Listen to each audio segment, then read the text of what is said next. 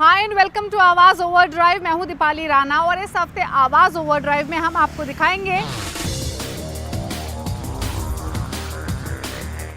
VinFast VF6 और VF7 का first review, ESD roster की टेस्ट राइड, गाड़ी से होने वाले पोल्यूशन को कम कैसे करें और जानिए किन कंपनियों ने कितने दाम घटाए। वियतनाम की कंपनी विनफास्ट ने ऑफिशियली इंडियन मार्केट्स में अपने पहले दो प्रोडक्ट्स लॉन्च कर दिए हैं, VF6 और VF7। ये दोनों इलेक्ट्रिक SUVs हैं और कॉम्पिटिटिवली प्राइस्ड हैं। लेकिन इस प्राइस रेंज के साथ दोनों गाड़ियों में क्या कुछ मिल रहा है, कंपटीशन के मुकाबले क्या ये अट्रैक्टिव ऑफरिंग है और साथ ही इस लॉन्च के साथ कंपनी क्या कुछ अपने कंज्यूमर्स को ऑफर कर रही है, ये सब बातें जानने के लिए देखिए स्टोरी। ऑटो एक्सपो में पहली झलक दिखाने के बाद ऑफिशियली विनफास्ट ने इंडियन मार्केट्स में एंट्री कर दी है VF6 और VF7 के लॉन्च के साथ। कंपनी ने इनकी प्राइसिंग अट्रैक्टिव रखी है। VF6 की कीमत शुरू होती है 16.49 लाख से, वहीं VF7 की कीमत जो इंट्रोडक्टरी है वो 20.89 लाख है। इंडियन मार्केट्स में इंडियन कस्टमर्स को लुभाने के लिए कंपनी ऑफर्स काफ़ी सारे दे रहे हैं कस्टमर कन्वीनियंस के हिसाब से। यानी अगर कोई भी कस्टमर विनफास्ट की गाड़ियाँ खरीदता है तो काफ़ी सारी चीज़ें उनको मिल रही हैं। पहली बात 10 साल या फिर 2 लाख ड्रिवन पर बैटरी पैक पर वारंटी कंपनी ऑफर कर रही है। 24/7 रोड साइड असिस्टेंस है। टिल जुलाई 2028 फ्री चार्जिंग कस्टमर्स को मिलेगी विनफास्ट की गाड़ियों पर, और इतना ही नहीं 3 साल तक जो मेंटेनेंस है वो भी फ्री मिल रही है। तो ये काफ़ी सारे कस्टमर को लुभाने के लिए कंपनी ने एलिमेंट्स ऐड किए हैं इस लॉन्च के साथ साथ। वियतनाम में तो कंपनी नंबर 1 प्लेयर है 36% मार्केट शेयर के साथ। इंडियन मार्केट को लेकर होप्स काफ़ी हाई हैं। किस तरीके का रिस्पॉन्स मिलेगा वो तो आने वाला टाइम ही बताएगा, लेकिन इन दोनों प्रोडक्ट्स में एक्सटीरियर इंटीरियर या फिर फीचर वाइज आपको क्या मिल रहा है, आइए देखते हैं। VF6 के एक्सटीरियर के साथ शुरुआत करते हैं। तो ये एक SUV है और अगर आप इसकी डिमेंशन देखेंगे उसके बारे में तो आगे बताएंगे, लेकिन फ्रंट में जो डोमिनेटिंग है वो है ये पूरी LED नोज बार। सेंटर में आपको ये विनफास्ट का लोगो मिलता है। नीचे कोम शेप ग्रिल मिल रही है। इसके पीछे काफ़ी सारे रेडार्स और सेंसर्स हैं। प्रोजेक्टर LED हेडलैम्प्स मिल रहे हैं। हॉरिजॉन्टल फॉर्म में LED DRLs दिए गए हैं। फ्रंट में आप देख सकते हैं काफ़ी सेंसर्स और रेडार्स दिए गए हैं। इनफैक्ट इसका जो SUV स्टांस है या फिर क्या मिड साइज क्रॉसओवर SUV के तौर पे दिखाई देती है, क्योंकि डिमेंशंस अगर हम आपको इसकी बताएं तो ये 4.2 मीटर लंबी है। इसकी विड्थ 1.82 मीटर की है, हाइट 1.59 मीटर की, और जो व्हील बेस है वो 2.73 मीटर का है। 18 इंच के अलॉय व्हील्स आपको मिल रहे हैं। हालांकि बाकी मार्केट्स में 19 इंच के व्हील्स आते हैं, लेकिन इंडियन मार्केट्स के हिसाब से इनको चेंज किया गया है। वहीं ग्राउंड क्लियरेंस भी इंडियन मार्केट्स के लिए चेंज किया गया है और इसका ग्राउंड क्लियरेंस 190 मिलीमीटर का है। VF7 देखने में आपको क्लियरली महसूस होगा कि VF6 से बड़ी SUV, इसकी डिमेंशंस भी अकॉर्डिंगली हैं।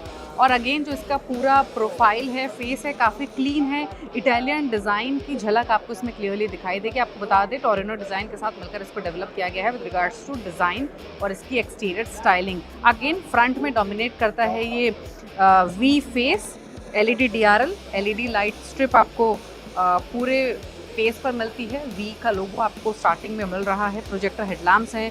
स्कल्पचर्ड बम्पर आपको मिलेगा। कोई ट्रेडिशनल ग्रिल आपको नहीं है क्योंकि ये एक EV है। इंटरेस्टिंग ये है कि अगर आप इसके व्हील्स देखेंगे तो ये 19 इंच के हैं। अगर बाकी कंट्रीज़ की बात करें तो वहाँ 20 इंच के व्हील्स आते हैं। इंडियन मार्केट के हिसाब से इनका साइज़ ये रखा गया है। इसमें भी VF6 की ही तरह 190 मिलीमीटर का ग्राउंड क्लियरेंस मिल रहा है। अब ओवरऑल अगर इसकी डिमेंशंस की बात करें तो इसकी लेंथ 4.5 मीटर की है, विड्थ 1.9 मीटर के आसपास की है, हाइट 1.6 मीटर की है, और व्हील बेस आपको 2.8 मीटर से ज़्यादा का मिल रहा है। तो एक compact to mid size SUV segment में कंपनी इसकी प्लेसमेंट करेगी। पहले बात करते हैं विनफास्ट VF7 की। VF7 5 वेरिएंट्स में आती है, अर्थ, विंड, विंड इन्फिनिटी, स्काई और स्काई इन्फिनिटी। VF7 अर्थ जो कि बेस मॉडल है, इसमें 59.6 किलोवाट एच का बैटरी पैक मिलता है जो 177 HP की पावर और 250 Nm का टॉर्क देता है। ये 10 to 70% चार्ज होने में 24 मिनट्स का टाइम लेती है और इसमें रेंज मिल रही है 432 किलोमीटर्स की, और ये फ्रंट व्हील ड्राइव सेटअप के साथ आती है। वहीं विंड और Wind Infinity front wheel drive setup के साथ वाले वेरिएंट ही हैं, but with a bigger battery pack. इन दोनों में आपको 70.8 kWh का बैटरी पैक मिलता है और ये 204 एचपी की पावर और 353 Nm का टॉर्क लैंड करता है। इसमें 0 to 100 km/h की जो स्पीड है वो 9.5 सेकंड्स में हासिल हो जाती है और डीसी फास्ट चार्जिंग से ये 10 to 70% चार्ज होने में 28 मिनट्स का टाइम मिलता है। रेंज आपको मिल रही है 532 किलोमीटर्स की। वहीं बात करें स्काई और स्काई इंफिनिटी की, तो ये ऑल व्हील ड्राइव सेटअप के साथ आते हैं और दोनों में ही बिगर यानी 70.8 kWh का बैटरी पैक है। दोनों में ही आपको 353 एचपी की पावर और 500 Nm का टॉर्क मिलता है और ये 0 to 100 km/h की जो स्पीड है वो 5.3 सेकंड्स में हासिल कर लेती हैं। रेंज मिलती है लगभग 510 किलोमीटर की। अब बात करें एक्सटीरियर की, तो VF7 में विनफास्ट का signature V face LED DRL मिलता है फ्रंट में, जिसके नीचे LED हेडलाइट्स मौजूद हैं। वहीं बम्पर में आपको कॉनकेव डिजाइन मिलता है, एयर डैम्स मिलते हैं और एयर डैम्स में ब्रश्ड मेटल ट्रिम्स मौजूद हैं। ओवरऑल प्रोफाइल देखेंगे तो मस्कुलर सरफेसिंग प्रोफाइल है अक्रॉस द बॉडी। साथ ही इसमें फ्लश डोर हैंडल्स मिलते हैं जो इसको एक क्लीन लुक लैंड करते हैं। हालांकि ध्यान देने वाली बात यह है कि इंडियन इक्विप मॉडल में आपको 19 इंच के व्हील्स मिलते हैं और साथ ही इसमें जो ग्राउंड क्लियरेंस है वो भी रेज किया गया है अप टू 190 मिलीमीटर का।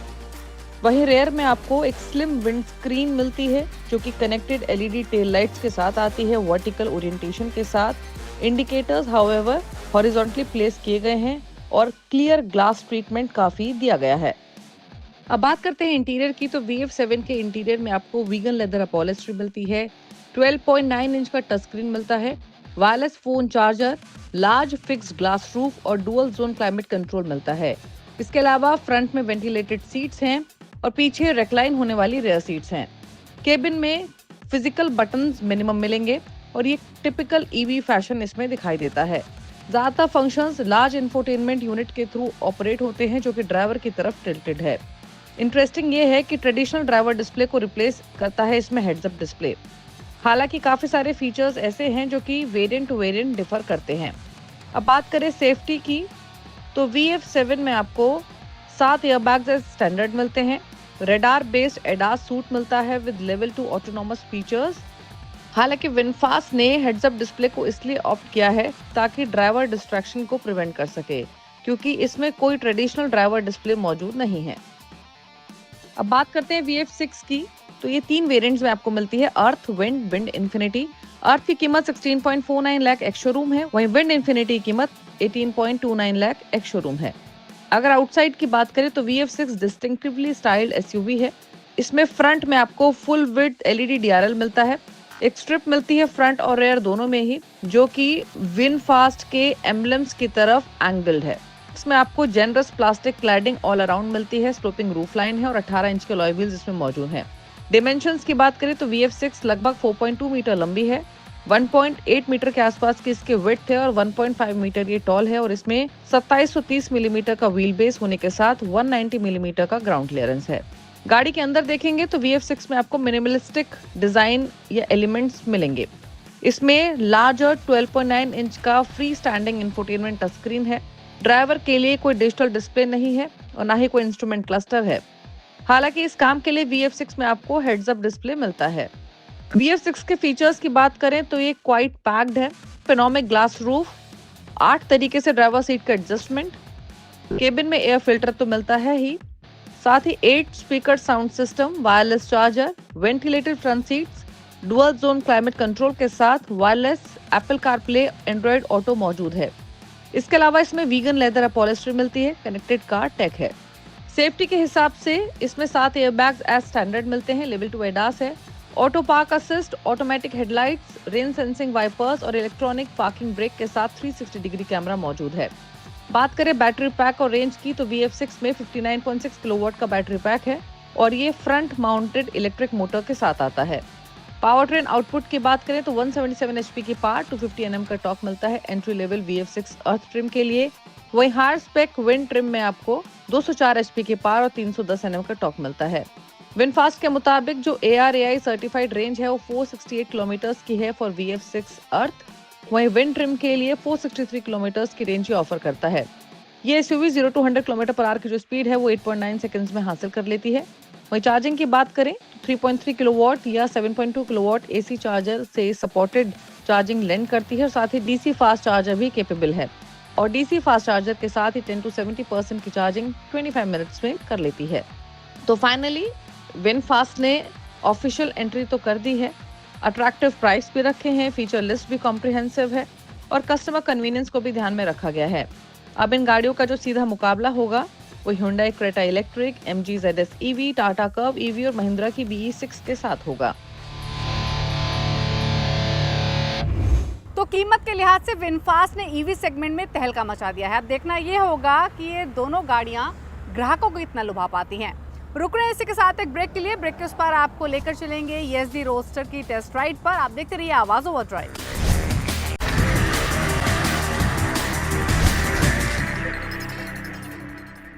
ब्रेक के बाद आपका स्वागत है। आप देख रहे हैं आवाज ओवरड्राइव। ESD ने कुछ दिन पहले रोडस्टर को नए अवतार में लॉन्च किया है, लेकिन सवाल यह है कि पहले के मुकाबले नई रोडस्टर कितनी अलग है, परफॉर्मेंस में क्या कुछ फर्क है। ये सब बातें जानने के लिए देखिए इसकी टेस्ट राइड।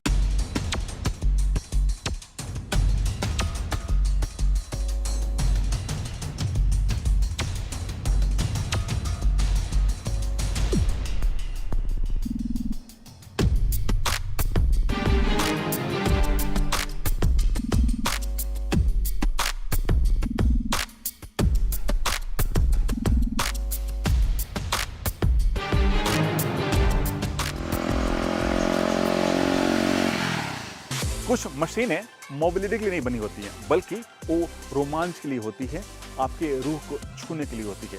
और मैं हूँ इस हसीन लेविस्टा के कॉफ़ी स्टेट में और मेरे साथ है HD की नई रोडस्टर। जी हाँ, और कीमत है 1,93,000 से 2,08,000 रुपया। और जो प्राइस में बताया आपको, ये GST घटने के बाद इसकी प्राइस है। HD की नई रोडस्टर में सिर्फ कॉस्मेटिक बदलाव या फिर कुछ अपडेट वर्जन नहीं है, बल्कि ये पूरी तरह से नई बाइक है। चाहे वो इंजन के मामले में हो, चाहे वो फ्रेम के मामले में हो, सीट के मामले में हो या फिर टेक फीचर्स के मामले में हो। मैं बता दूं, जो इसकी स्टाइलिंग है बिल्कुल पहले की तरह रखा गया है, उसी स्टाइल उसी डिजाइन लैंग्वेज में, लेकिन सब कुछ नया है। इंजन, जो आप इंजन देख रहे हैं, ये पूरी तरह से नया इंजन है और इसमें अल्फा 2 इंजन लगाया गया है। इंजन की कैपेसिटी है 334 सीसी, पावर आउटपुट 28.8 bhp और टॉर्क काफ़ी बेहतर है, 29.6 न्यूटन मीटर है। और ये इंजन 6 स्पीड गियर के सहारे काम करता है और इसमें असिस्ट स्लीपर क्लच भी दिया गया है। और मैं बता दूं कि जो इसका इंजन है, जो इसका गियर रेशियो है, उसको काफ़ी बेहतरीन तरीके से डिज़ाइन किया गया है, ताकि आपको first gear, second gear, third gear में आपको ढेर सारा जो आपको टॉर्क मिलता है वो इससे मिलता है। नहीं, जो इनिशियल स्टेज में एक राइडर को जो पुलिंग पावर मिलना चाहिए था, वो इसमें आपको मिलता है। जो इसका सीट आप देख रहे हैं, ये ड्यूल सीट है, लेकिन इससे आप आसानी से सोलो सीट में कन्वर्ट कर सकते हैं। जो इसका हैंडल बार देख रहे हैं, वो थोड़ा सा वाइडर है, ताकि आप इसे सिटी हो या फिर हाईवे, दोनों जगह आप इससे आसानी से किसी भी रास्ते में स्मूथली चला सकें। और नई HD रोडस्टर में आपको राउंड शेप में आपको एकदम क्लासिकल अंदाज में स्पीडोमीटर दिया गया है, जो पूरी तरह से डिजिटल है। और इसमें ही आपको 2 राइड मोड मिलते हैं, एक है इको और दूसरा है आपका पावर। और उसको सेलेक्ट करने के लिए यहाँ पर एक एम करके बटन दिया गया है, जिसको आप 5 सेकेंड सेलेक्ट करके आप चेंज कर सकते हैं। और इसमें सारे इन्फॉर्मेशन डिस्प्ले होते हैं जो आपको चाहिए होता है, चाहे स्पीड हो, फ्यूल हो, गियर इंडिकेटर हो या फिर ट्रिप 1, ट्रिप 2 ओडोमीटर और टाइम।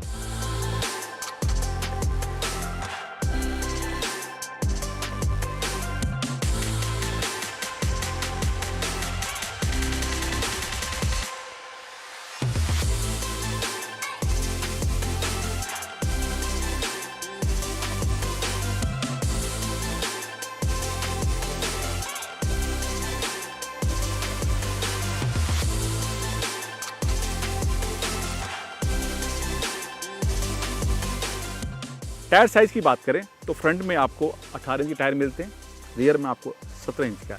लेकिन जो इसका एस्पेक्ट रेशियो है, थोड़ा सा वाइडर रखा गया है, ताकि आपको रोड पर बेहतर ग्रिप मिले। और इस सेगमेंट में किसी भी बाइक में इस तरह का इतना वाइडर टायर आपको नहीं मिलेगा। दूसरा, जो इसका स्विंग आर्म है, थोड़ा सा वाइडर रखा गया, क्योंकि इसका टायर वाइडर है।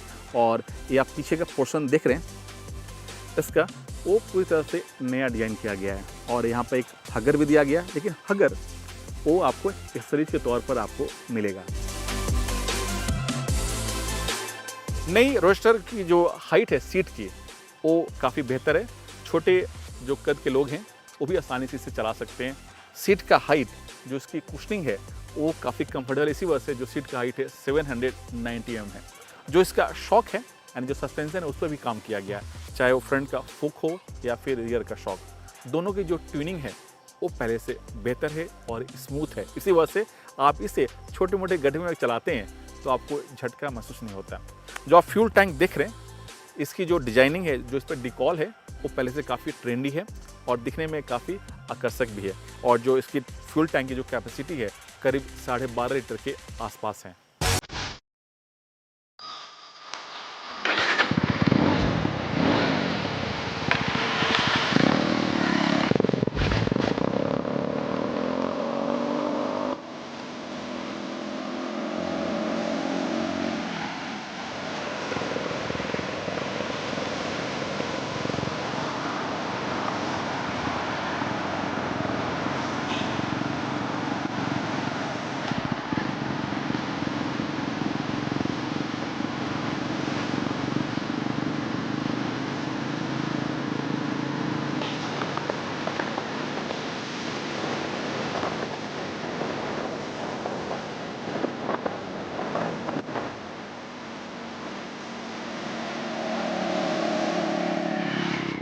परफॉर्मेंस की बात करें तो नई रोस्टर की जो परफॉर्मेंस है वो कमाल की है।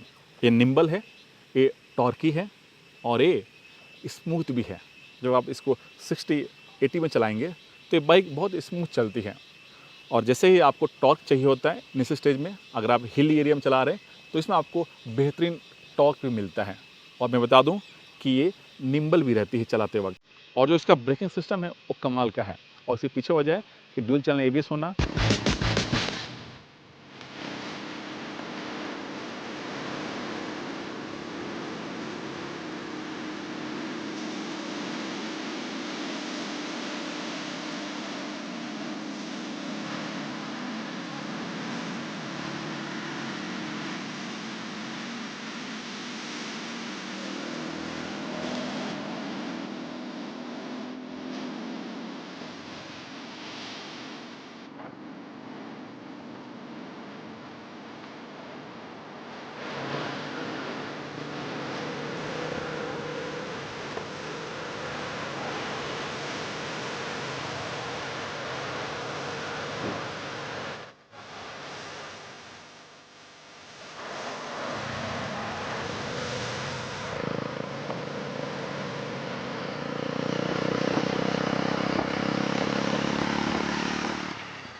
इस बाइक का सीधा मुकाबला रॉयल एनफील्ड की बाइक से है। और मैं बता दूं कि कंपनी इस नई रोस्टर में आपको 4 साल की वारंटी और या तो 50,000 किलोमीटर तक आप इसकी वारंटी भी दे रही है। और चाहें तो आप कुछ पैसा दे करके एक्सटेंडेड वारंटी भी आप ले सकते हैं। रही बात कि इसे लेनी चाहिए या नहीं, तो मेरा मानना है कि अगर आप क्लासिक बाइक के फ़ैन हैं और आपको वही HD रोस्टर चाहिए उसी अंदाज में, उसी डिज़ाइन लैंग्वेज में, लेकिन पावर और टॉर्क टेक फीचर्स मॉडर्न हो, तो आपके लिए एक बेहतरीन बाइक हो सकता है, खासकर प्राइस, फीचर्स और डिज़ाइन के मामले में।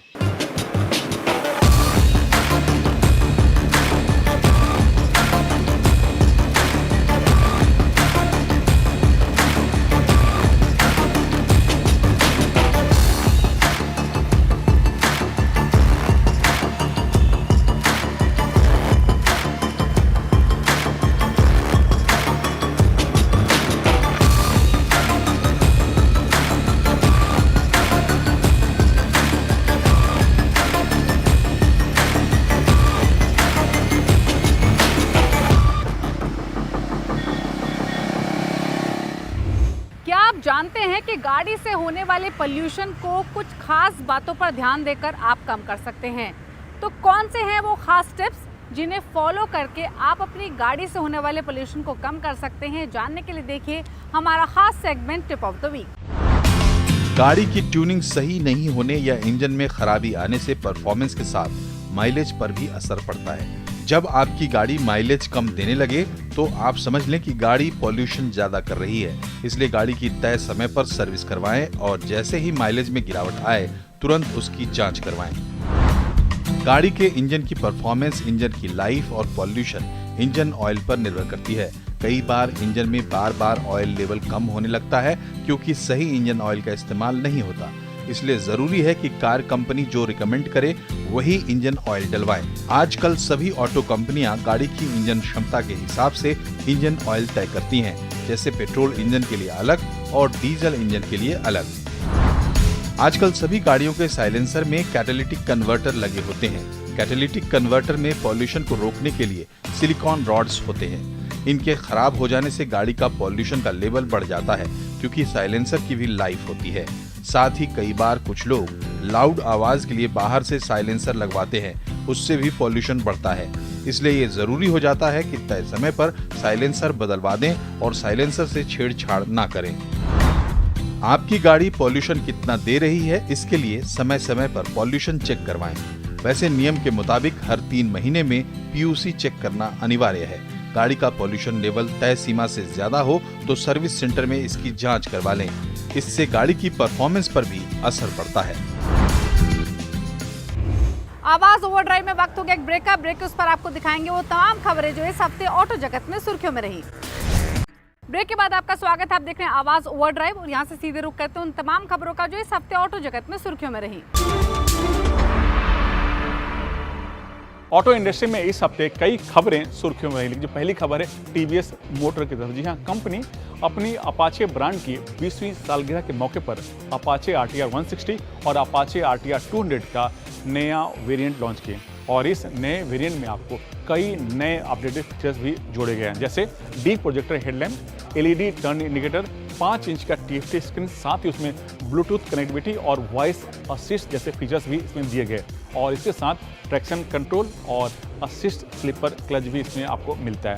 और इसकी जो एक शोरूम कीमत है अपाचे RTR 160 1,28,000 से 1,27,000 रुपया, जबकि जो अपाचे RTR 200 उसकी कीमत है 1,53,000 से 1,59,000 रुपया। और मैं बता दूं कि साल 2005 में पहली बार अपाचे ब्रांड से कंपनी 150cc वाली बाइक लॉन्च की थी और अभी तक पूरे 20 साल में करीब 65 लाख अपाचे नाम से बाइक बेच चुकी हैं। जीएसटी में कटौती के बाद कई कंपनियों ने अपनी गाड़ियों की कीमत में काफ़ी कटौती कर दी है।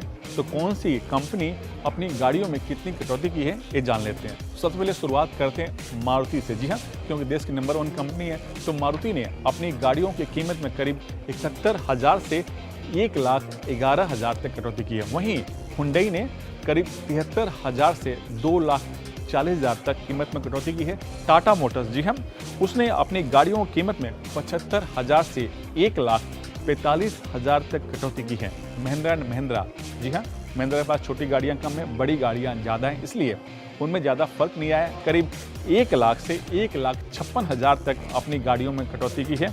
और बाइक की बात करें तो हीरो मोटो ने 7,000 से 15,000 तक अपनी बाइक की कीमत में कटौती की है।